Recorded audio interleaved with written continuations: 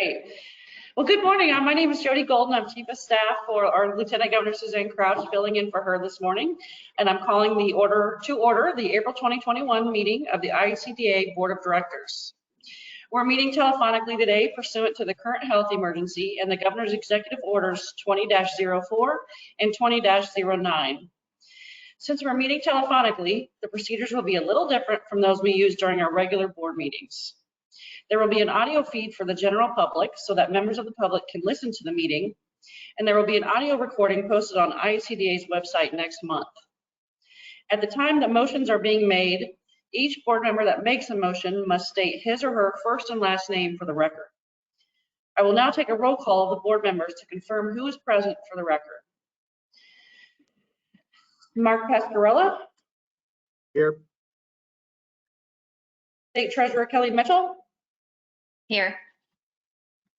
June Midkiff. Here. Michael Schottmeyer. Here. Andy Place. Here. And Tom McGowan, excuse me. I believe he is absent. And then Executive Director Jacob Sight. Here. Okay. The first item on the agenda today is the approval of the minutes from the March 25th, 2021 board meeting. Board, are there any questions regarding the March 25th, 2021 minutes? Andy Place, motion for approval. Thank you. We have a motion. Do I have a second? A second. Okay. Any opposed? All those in favor? Aye. Any opposed? Sorry, a little backward. All right. Hearing no one opposed, the motion passes. We'll move on to the next section of the agenda, real estate. Please welcome Peter Nelson to present a recommendation regarding bond volume and 4% credits, Meadow on Maine. Good morning, board. Yes, I am here this morning to present Meadows on Maine, recommend them for bond volume and credits. So this is one of our 2020 applications that came in.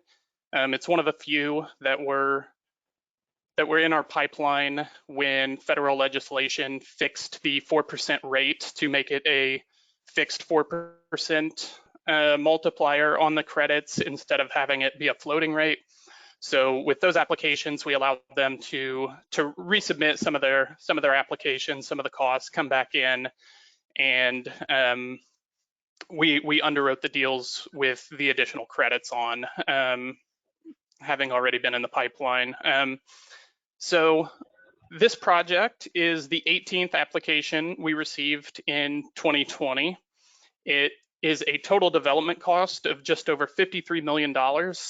They are requesting $35 million in bond volume and $2,435,000 in tax credits, creating a total of 264 units of affordable housing. So this project is being developed by the Kittle Property Group. It's new construction of the 264 units. It's multifamily development in Whitestown. So the development is going to consist of 1, 2, 3, and 4 bedroom units. The vast majority being, well, not majority, but nearly half of them being 2 bedroom with a pretty good mix of 1, 3, and 4 thrown in there as well. So clearly targeting all types of families with this development. On the site, the amenities will include clubhouse, fitness center, computer center, dog park, community room with a kitchen and a playground. Again, things targeting all shapes and sizes of different kinds of families, different age groups with the amenities. Also, and what makes this a little, I think, unique from some of the bond deals that we present is it is very close to a lot of employment opportunities. So normally, I think some of these bond deals are, especially some of the rehabs, are close to a lot of amenities, but maybe not so many really large employers. So this one has a GNC warehouse and an Amazon distribution center within 2 miles, and future locations of a Coca-Cola distribution center and Rockwell Automation are going to come in and also be within 2 miles. There's also a really large retail corridor providing other opportunities as well, not just for employment, but for grocery, retail, shopping, and just meeting other needs, whether it's banking, healthcare, et cetera. So really good location for a project. Good project overall. It met all of our criteria that we reviewed under the 2020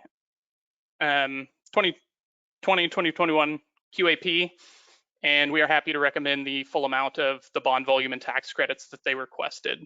At this time, I'm happy to take any questions. Board, do you have any questions for Peter? Okay, Peter, we're ready for your resolution. Awesome. Staff respectfully requests the board approve the following resolution. Resolved that the board approve awarding $35 million in bond volume and $2,435,000 in annual LIHTC to Meadows on Maine LP for Meadows on Maine according to the terms of the 2020 AB application round as recommended by staff. Okay, board, we have a resolution before us. I'll entertain a motion. Madam Chair, I'll move to approve.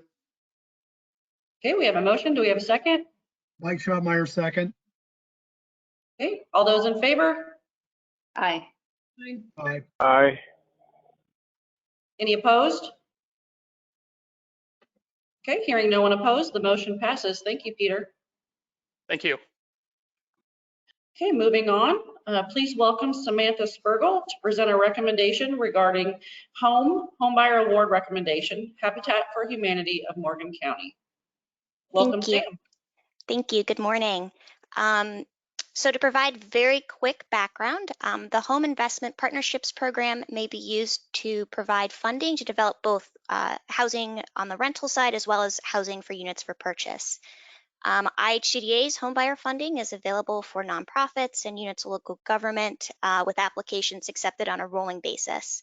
And applicants may request up to $500,000 per application. In January of 2021, we received an application for the development of one 3-bedroom new construction unit in Morgantown, Indiana from Habitat for Humanity of Morgan County. IHCDA staff checked the application for completeness, determined that all threshold requirements were met, and also scored the application based on those requirements under the policy. And Habitat for Humanity in Morgan County is requesting $60,000 of funding under the HOME program to support the development of this unit. And I will pause there to see if anyone has any questions. Board, do you have any questions for Samantha?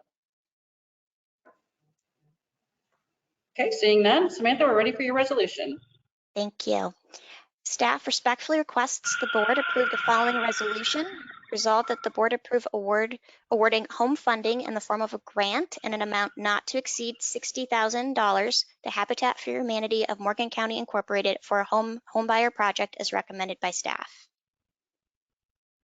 Okay, board, we have a resolution. I'll entertain a motion. I move to approve. Thank you. Do we have a second? Mark Bascarella, second. Okay, all those in favor? Aye. Aye. Any opposed? Okay, hearing no one, the motion passes. Thank you, Samantha. Thank you very much. Okay, we'll move forward again. Please welcome Matthew Rayburn to present a recommendation regarding Home Community Housing Development Organization pre-development loan correction.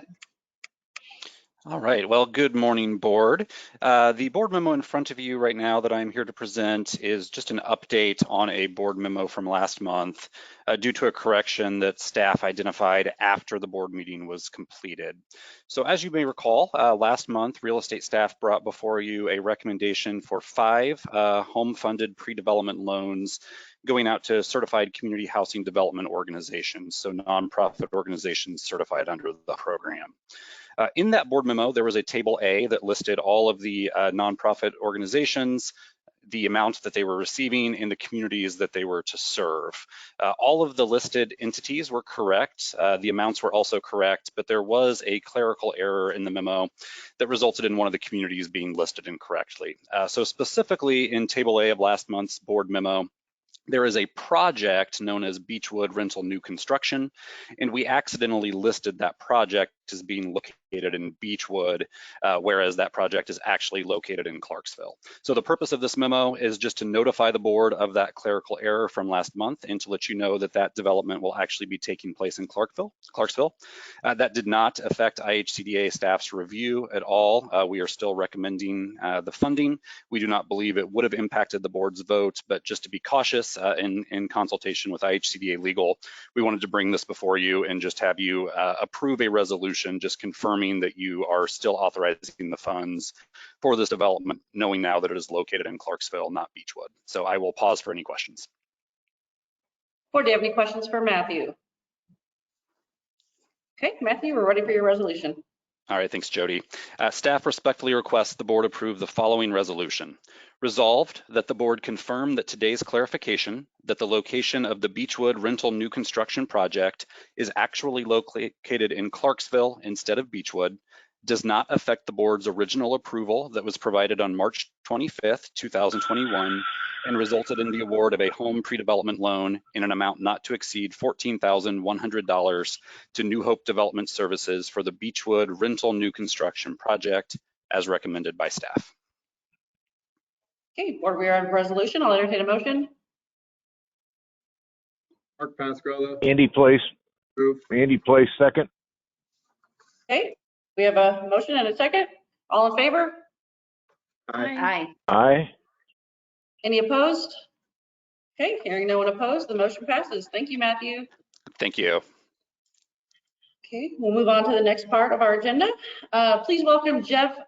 Jeff, I'm probably gonna butcher your last name, so I'm not even gonna say it. Jeff Z to present a recommendation regarding project-based voucher awards for permanent supportive housing at the South Bend Heritage Foundation.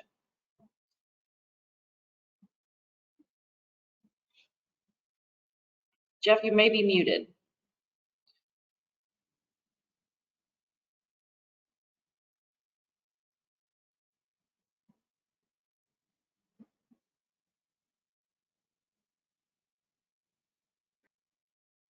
Sorry about that. Can you hear me now? Yes. Good morning. So as Jody said, this is a board memo for a project-based voucher award. As a reminder, IHCDA uses our project-based voucher authority within our Housing Choice Voucher program to create permanent supportive housing for individuals and households experiencing chronic homelessness. This award came about through our 2019 institute. The South Bend Heritage group came to us with the concept to, in addition to creating some permanent supportive housing through a home project that was approved last month by the board, they also wanted to take some of their existing affordable housing portfolio and convert a portion of that to permanent supportive housing to serve chronically homeless individuals and households in their community. So they selected 10 properties that are within their current portfolio, and between the 10 of them identified 38 units that they wanted to convert to permanent supportive housing and submitted that proposal to us, which we reviewed along with their home application that was approved last month and determined that it fell within our project-based voucher guidelines and determined that it was consistent with our agency's mission towards ending chronic homelessness in the state. So the table on the board memo identifies those 10 projects. You can see that most of the projects are larger projects and just have a small portion of them, of the units being converted to permanent supportive housing. So the units will be integrated into the larger community within those properties. And then you can also see that there is a good mix of 0, 1, 2, and 3 bedroom properties, which they identified as being a fit for the chronically homeless population in their community. So the property also submitted with the proposal a conversion plan for the units. So that plan outlines how the units will come onto line come online and be turned into permanent supportive housing, so that none of the households that are currently there will be displaced. Essentially, they'll just be converting the units as they turn over naturally. Once the award is made and the units come online, IHCDA will be tracking the utilization of the vouchers, the total number of chronically homeless households served by the households, and then compliance throughout the 15-year contract for this award. So with that, I can take any questions on this award. Or do we have any questions for Jeff? Okay, Jeff, I think we're ready for your resolution.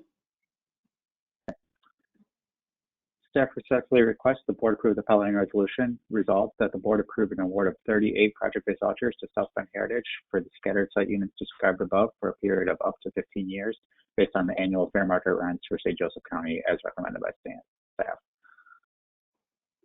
Okay, board, we have a resolution. I'll entertain a motion. Mike Schotmeyer, move for approval. Thank This you. Do we have a Kelly. second? Sorry, did Sorry, you hear my? Yeah, sorry about that. So we have a second. All those in favor? Aye. Okay, any opposed? All right, thank you, Jeff. And I do have another board memo, so I can jump right into that if you're fine with that, Jody. Yeah, sure, go ahead. Thank you. All right, so the second resolution I have for the board today is related to a board memo a resolution that previously was approved in November. This is for the transfer of the Fayette County Housing Authority Voucher Authority to IHCDA. HUD notified us last summer that they were in the process of Fayette County surrendering their voucher program, and they had asked us if we would be willing to administer those vouchers so that we can continue to provide affordable housing for those households that are currently being served by that program. At that time, HUD had anticipated that this will be effective January 1st of 2021, which was what was approved in November by the board.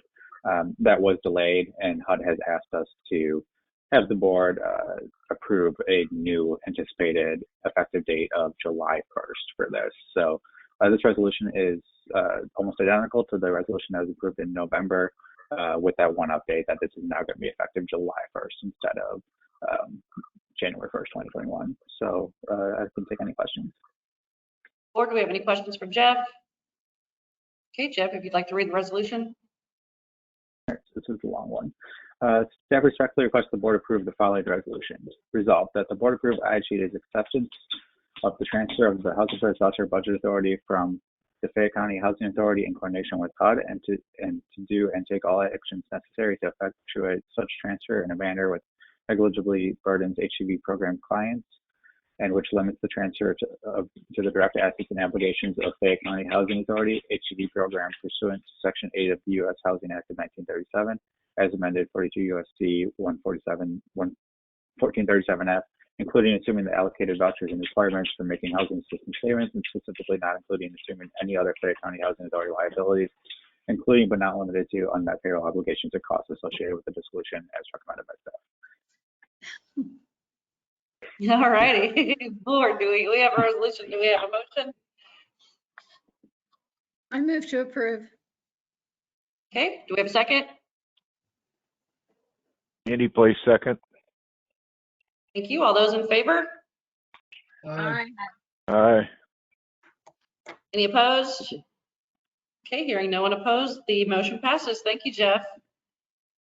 Thank you, board. Okay, we'll move forward to the 2021 Community Services Block Grant Agency Impact Awards. Please welcome Veronica Watson to present a recommendation regarding those awards. Good morning. Thank you for having me on today. I am here to request approval for 2 agency impact grants, which will be supported by 2021 Community Services Block Grant, or CSBG, discretionary funds. So for a little background, each year IHCDA receives about $10.5 million in total CSBG funding to be used over the course of 2 federal fiscal years. Of that, at least 90% has to go directly to our CSBG subgrantees, which are usually referred to as community action agencies. They then use those funds on a variety of programs that address the needs of their communities and their clients with low incomes. The remaining 10% of the award is considered discretionary funding for the state office to spend on state administrative costs, subgrantee training and technical assistance, and on special projects. So this year, IHCDA staff is piloting a new initiative in the form of competitive grants for community action agencies to work on capacity building within their organization. We anticipated offering up to 3 $12,500 grants to agencies that want to go above and beyond program compliance and instead aim for organizational excellence. The RFP was released in January with a deadline in mid-February. It asked for an explanation on the need for the proposed work, how that work would ultimately impact their clients and community, and on the project's long-term sustainability. Ultimately, only 2 proposals were submitted and reviewed by IHCDA staff. And after finding no major concerns with those proposals and after meeting with the applicants to discuss their proposals, IHCDA staff decided to increase the maximum award to $20,000. Applicants were informed of that increase and asked for updated scopes of work to reflect that new amount. So both applicants have proposed using a contractor to lead the work on their projects. Area 4 Agency on Aging and Community Action, which is based in Lafayette, will use their contractor to improve their diversity, equity, and inclusion policies and procedures, and ultimately the experience of both their staff and clients. The Community Action of Greater Indianapolis will use their contractor to complete an evaluation of outcomes for their We Can program and then create a series of tools based on that experience to help their staff evaluate other KG programs in the future. So over the next 17 months, IHCDA staff will collect about 2 to 3 regular updates on progress made towards agency goal deliverables, which are listed in the board memo you should have in front of you.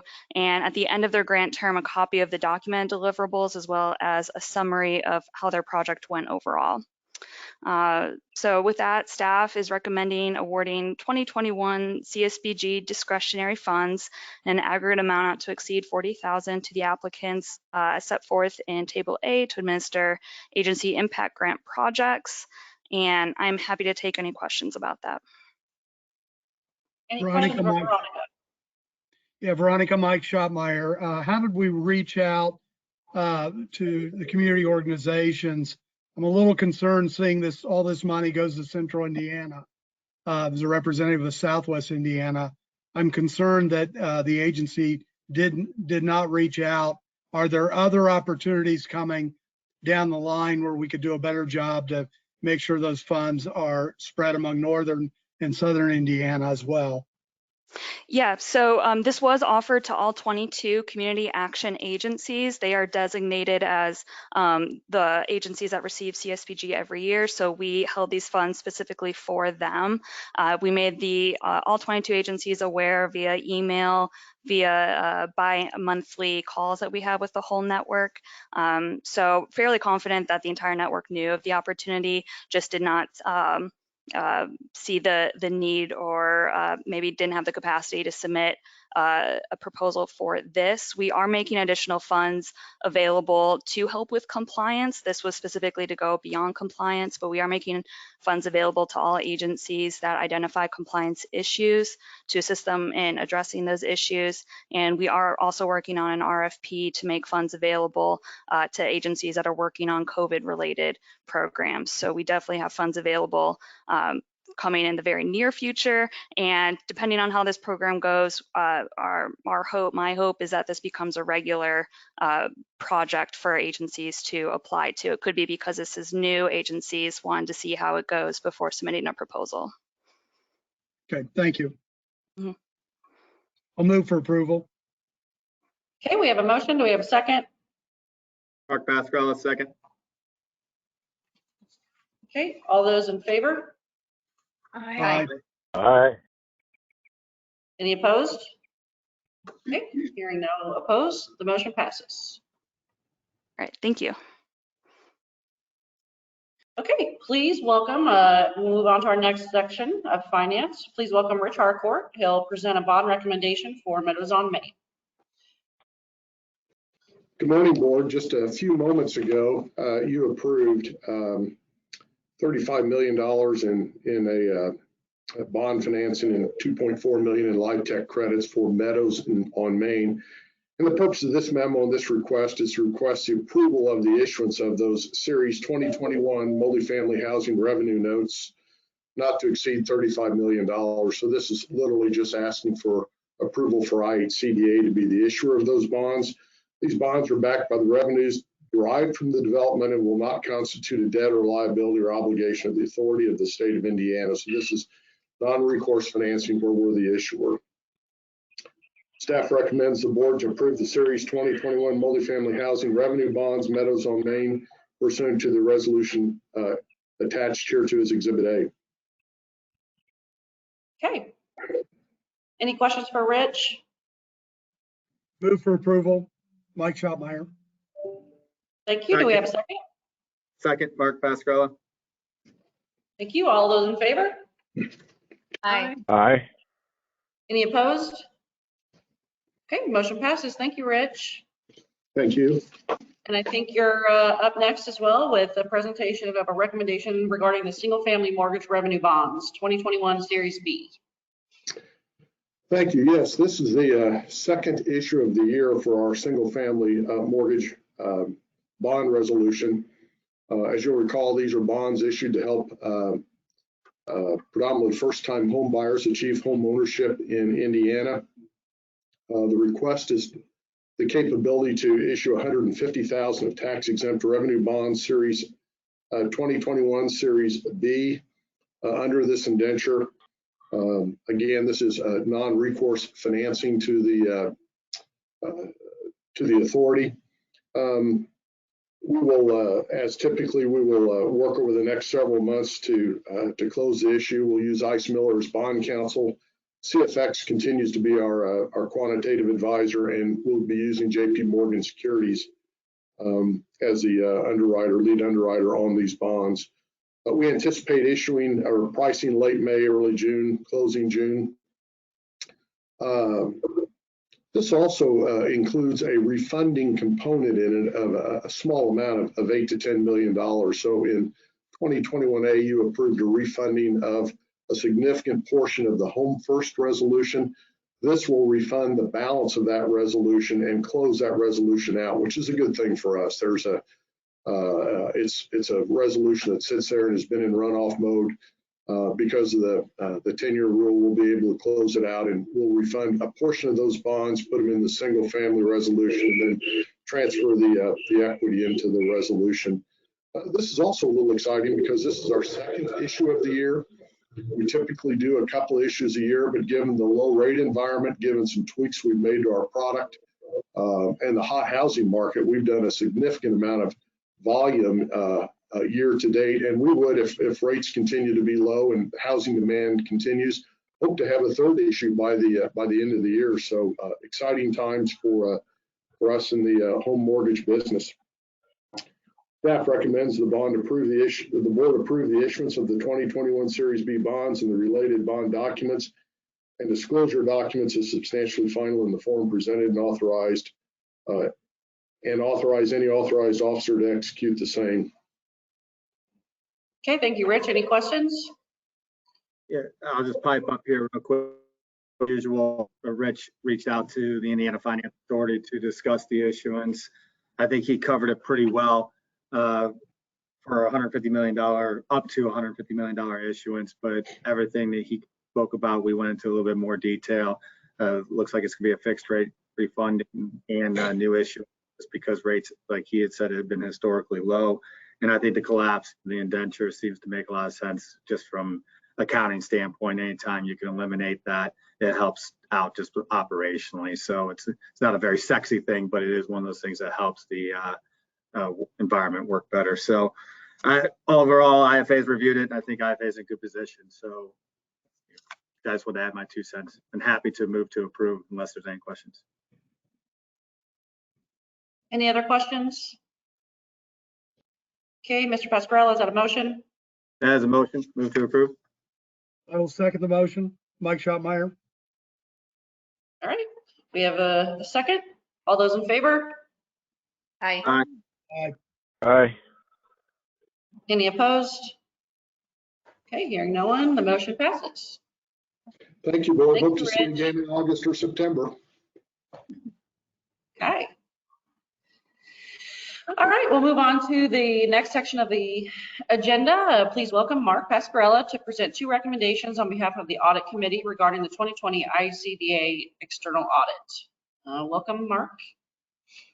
Thank you very much. I'm going to do a little bit reading here at the beginning just to make sure we get everything correct. The Audit Committee did meet with BKD along with IHCDA management on April 12, 2021. And we covered the following items for year end 2020. We went over the financial statements and independent auditors report, the schedule of expenditures of federal awards and independent auditors report, and last, the letter of required communications to those charged with governance and the management letter comment. So these are required communications. Financial statements are prepared on a GAAP basis. IHCDA adopted new GASB number 87 regarding leases early. And here's some big points. There were no disagreements, and internal controls and upcoming GASBs were discussed and accepted by management. One thing we do talk with BKD is they are part of the conversations and this is a big thing for me personally, is when they come to do the audit, is everything ready and prepared for them?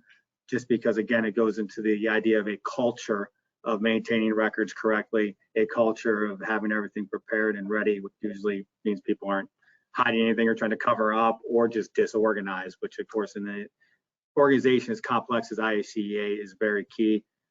I'm happy to report, and I know BKD is very happy to report as well, is when they come in, the IHCDA finance staff is open and ready and has everything ready for them to start processing. So not only does it make it smoother, but allows them also to focus in on doing it in a timely manner and put it in a situation where they can really get into the weeds to make sure that IHCDA is running correctly. And obviously, again, with how complex the organization is, that does become key. We'll start with the financial statement highlights. Cash and cash equivalents and investments had an increase of almost 120 million. Now, mostly that was due to restricted, which is about 117 million, but unrestricted did increase by 2.5 million. While 2.5 million does not jump off the charts as being a huge number with an organization the size of IHCDA, I would like to keep everything we talk about in context to 2020 and COVID related. So the fact that it went up, I think, is a major accomplishment.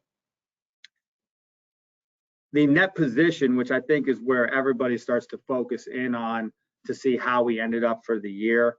The overall change was an increase of 35.7 million, and that was an increase, that 35.7 comprised of 26.4, which is in restricted, and an increase of 9.9 million in unrestricted. The change in between the years included 15.5 increase in the general fund and a 9.7 increase in the program fund, along with a 13.5 million increase in single family. Again, as we're talking about net position, you're seeing it grow.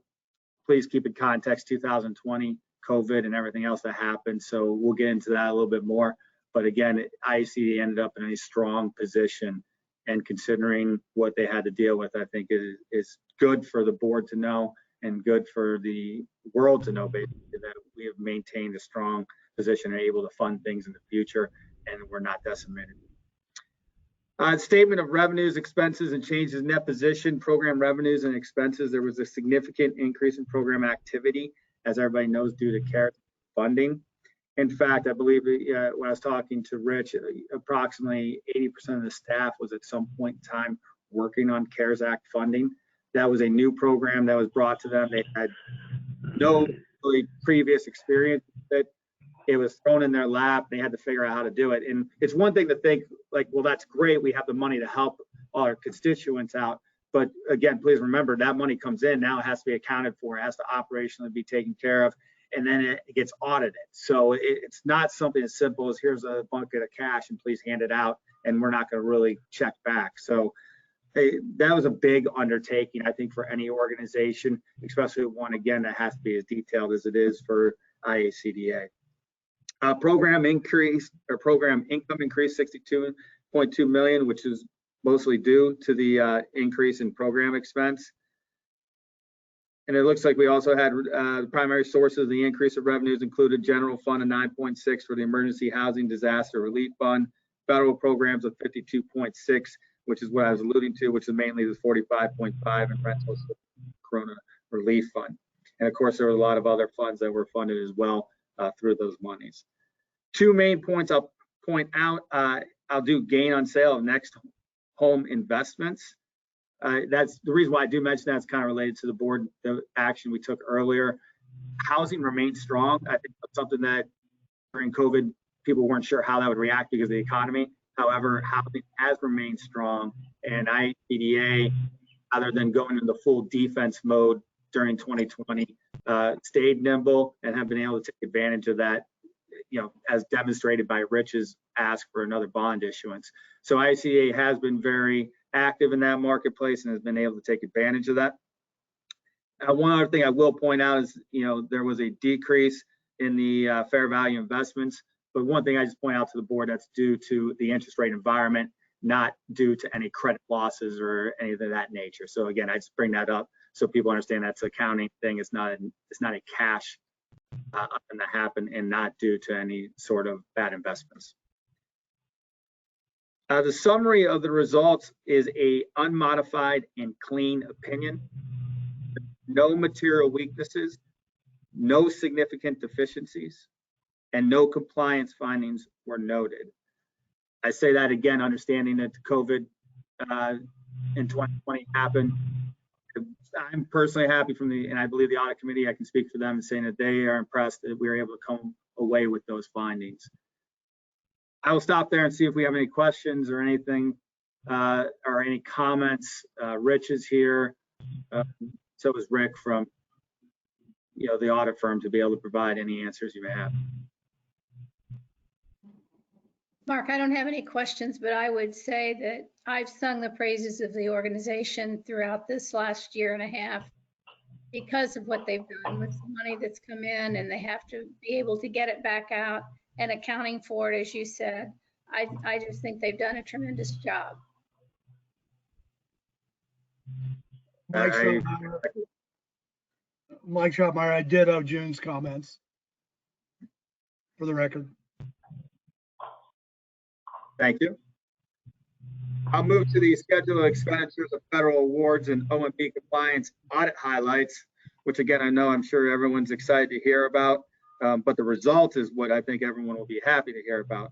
But under the uniform guidance, federal expenditures for the authority will include expense transactions associated with federal awards, including the use of program income and loans based on loans outstanding at the beginning of the year with continuing compliance requirements made during the year. So ended up going through 4 major programs. And just to give you some idea, you have Section 8 project-based, which is almost $200 million that's being looked at. That's $200 million flowing through that program. Housing voucher was $32 million, and the coronavirus relief fund was another $47. And so now for the ending summary of results: an unmodified clean opinion, no material weaknesses, no significant deficiencies, and no compliance findings were noted. So to that second part, I'm just going to mimic exactly the same thing we said on the first part, and I'm sure the rest of the audit committee and the board feel the same way. Again, you have a lot of money flowing in and flowing back out, and we had no major issues of note. So one thing or two more things I would like to point out. I'd be remiss if we did not mention that as we did go through the audit, there was one deficiency. Now, as far as internal control findings are concerned, there's really 3. There's a deficiency, there's a material weakness, and then there's a significant deficiency. This deficiency is on the low end, which is why when we were reporting there was no significant deficiencies, we're able to say that because this is just something that they on.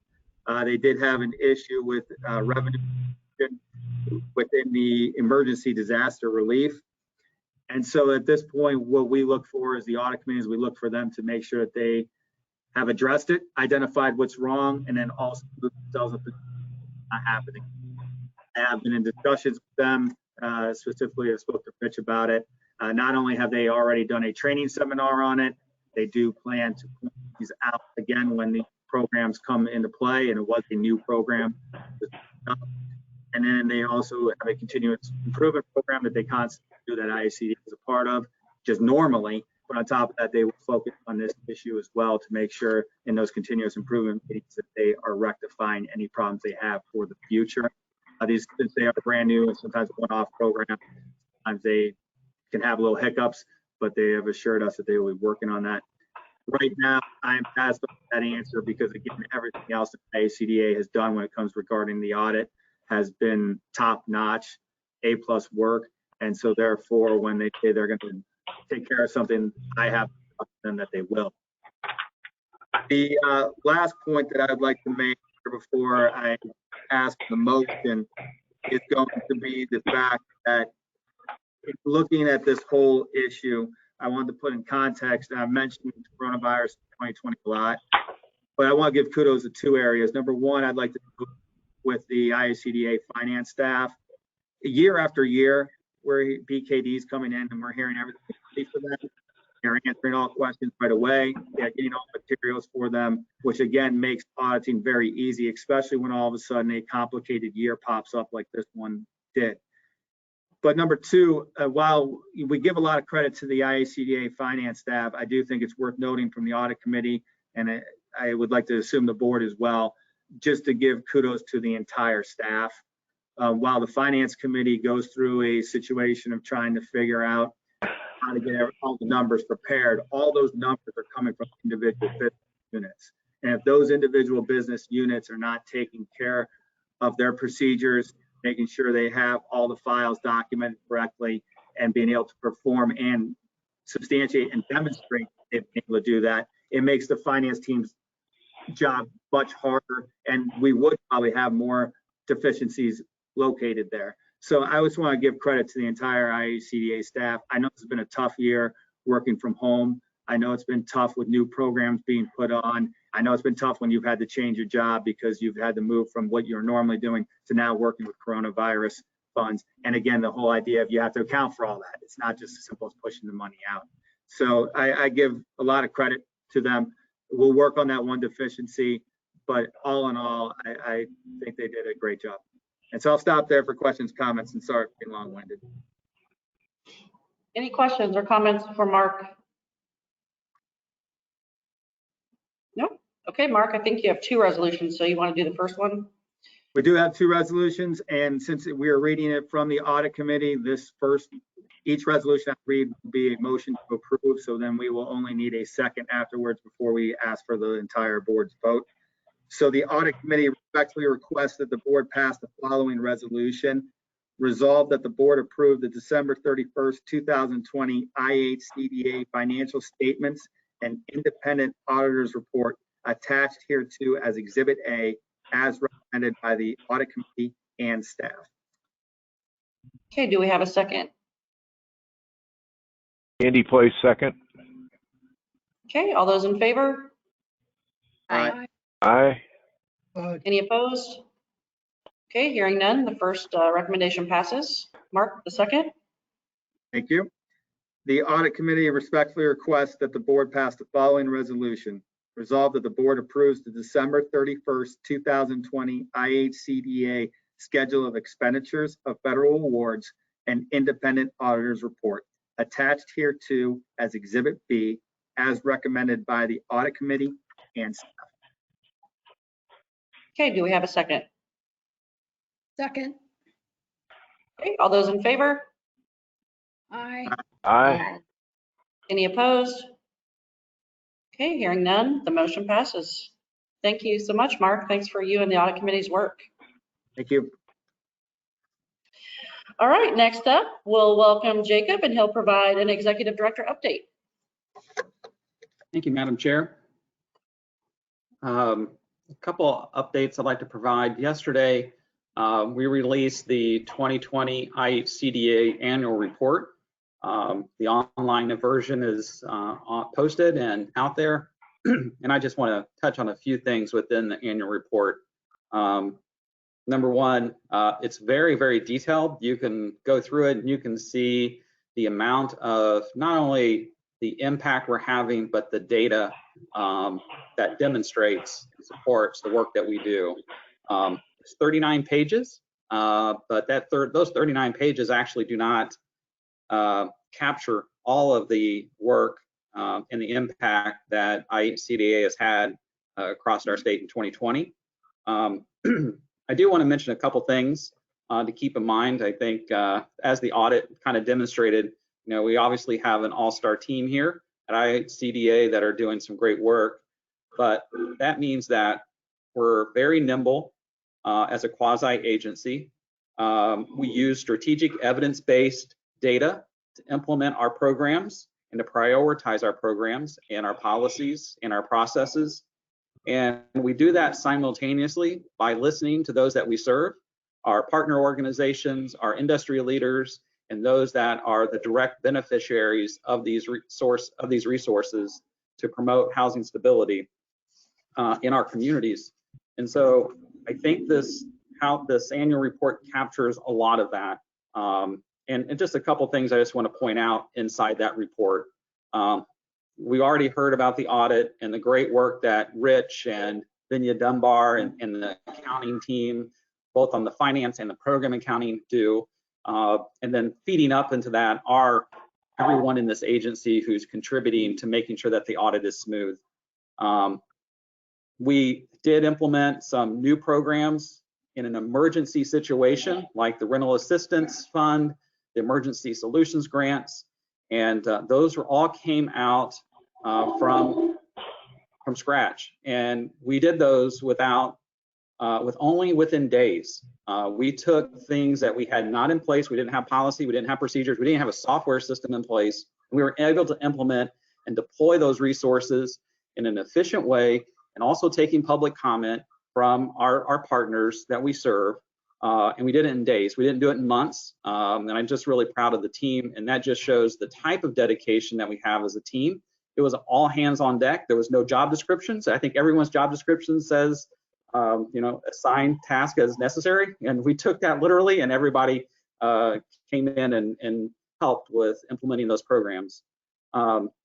I just want to thank our partners. And I think we do a good job within the report demonstrating the work that is being done in our communities is done through a lot of organizations, not-for-profits across our state who really understand how to implement these programs, whether it be a community action agency, a homeless provider, the continuum of care.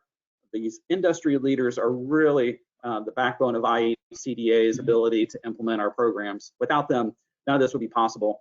So I just want to really acknowledge the great work that they do across our state and covering all 92 counties. At the same time, we talk about housing, but creating that quality of place in our communities during a time when a lot of folks are having to stay at home and not being able to integrate into your community as like you normally would, we still were able to create places under our Creating Places program. 24 out of the 25 programs that we launched last year were successful in leveraging local donations to meet their goals, and so the IHCDA came along and matched them. I'm really proud, and those represented every type of community, small communities to our larger communities across our state. And that just showed the dedication that you have in people caring about their community and wanting to continue to see investments being made. Whether they're small investments, they still wanted to make sure that they had a quality place to go. So really proud of that. And then obviously our home ownership team, as you've kind of already heard with the single family bond market, that we were hitting all cylinders last year, record volume, never let up in the housing market. At the same time, we had everyone else working on implementing new programs. So, I'm just really proud of the home ownership team as well. So the annual report is available. It's 39 pages, and it's a lot of information, but it still also doesn't capture everything. Two people I want to point out who actually put together the report: Jeff Van Oy on our team. He was also one of these folks who was a utility player out there, just working with all of the other programs behind the scenes and helping out any way he could. But he was also pulled together this great report that we have. Without him, it would have been great. And then Brad Meadows, makes it look good and nice, and he just does a nice job as well. So I just want to acknowledge those two guys for the work that they did with the annual report. So just a quick update on a couple programs that we are currently in the process of getting more information and working on implementing this year under the American Rescue Plan Act of 2021. So the Homeowner Assistance Fund, again, I gave you a quick update last month, but let me just give you where we are right now. So that program will provide us assistance to homeowners who are past due on their mortgages, and also with some utility assistance as well. Indiana, we did learn from the federal allocation, Indiana will receive almost 168 million. And IHCDA is designated to administer the program for the state. We do have an important deadline coming up here to submit some documentation. So we're working with the state of Indiana and IHCDA to get those documents submitted here. These funds need to be all expended by September 30th, 2025. So we're starting to get more guidance from the U.S. Department of Treasury, and as that we receive that information, we're continuing to identify our priorities, and we'll be beginning to listen to some of our key stakeholders across the state as we develop our program and our policy. Our Home Investment Partnership Fund for Homeless Assistance and Supportive Services Program, IHCDA has learned that we're going to be receiving just under 55 million with that. In addition, there are municipalities, these larger cities, which are called participating jurisdictions, will be receiving a direct allocation as well. And I've shared some of that information with you in terms of what those dollars amounts. The largest is the city of Indianapolis, just under 15 million. And and then the smallest is probably somewhere around East Chicago, which is getting about 1 million. So this is going to develop affordable housing, and tenant-based rental assistance could also be an eligible activity as well. We're required under the federal regulations that we've learned to deploy or to obligate these money by September 2025, and to have them fully expended by September of 2030. So currently working and had some calls this week also with the U.S. Department of Health and Human Services, which is deploying a new program called the Low Income Housing Water Assistance Program, or LIWAP. This is provide assistance to households, renters and homeowners for drinking water and water cost. We don't know the dollar amount that the state is receiving. However, IHCDA has been designated the lead agency to administer the Low Income Housing Water Assistance Program for the state of Indiana. We do have some documents that we need to get submitted here by next Tuesday, and so we're working on getting those documents executed and delivered to the U.S. Department of Health and Human Services. Timeline, we are required to obligate these dollars by September 2023 and have them fully expended by December of 2023. So those are just a quick update on the 3 programs right now that we're getting more guidance and getting more information from our federal partners on implementing these programs here. The last item is just a reminder, the May IHCDA board meeting is May 27th at 10 a.m. Eastern. And again, I think we're anticipating this to be a virtual meeting as well. So with that, Madam Chair, I'll turn it back to you. All righty. Any questions or comments for Jake? Okay. Is there any other business to come before the board? If not, I'll entertain a motion to adjourn the meeting. Andy Place, so moved. Okay, do we have a second? I second. All right. All in favor? Aye. Aye. Any opposed? All right, this meeting is adjourned at 10:56. Thank you all for your time and service. Thank you.